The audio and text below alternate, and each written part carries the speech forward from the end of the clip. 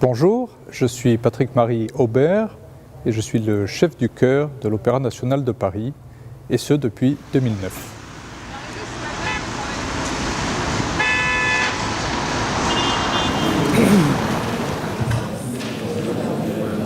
C'est la page 362. C'est parti.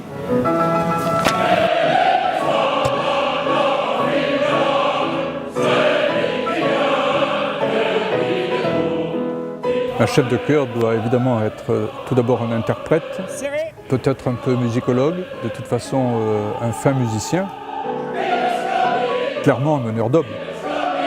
Ces entrées à l'armée pour faire mon service militaire, j'y suis resté 27 ans et de fait j'y ai dirigé pas mal de formations musicales et j'y ai terminé en dirigeant le chœur de l'armée française.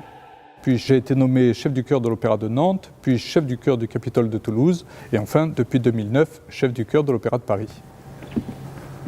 Tous les matins, quand j'arrive ici, je me dis bon sang, est-ce que j'y reviendrai demain? C'est une vie un peu de pression, ce sont des horaires de travail assez contraignants. Alors pour s'évader, moi j'ai trouvé une solution qui est la plus simple, c'est de se mettre au-dessus des nuages et je pilote un peu. Et on ne pense plus à rien, plus à la musique, plus à rien.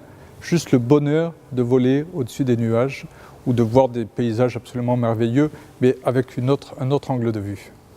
La passion, elle est née simplement quand j'étais tout petit garçon, où mon papa écoutait des opéras à la radio sur un vieux poste à galène, debout devant le réfrigérateur. J'avais besoin de m'exprimer par le biais musical. Le plus beau souvenir, peut-être qu'il est à l'extérieur de l'opéra et il n'arrive pas trop à voir avec la musique, c'est la Coupe du Monde de football en 1998, où je dirigeais les deux hymnes, l'hymne du Brésil et la Marseillaise.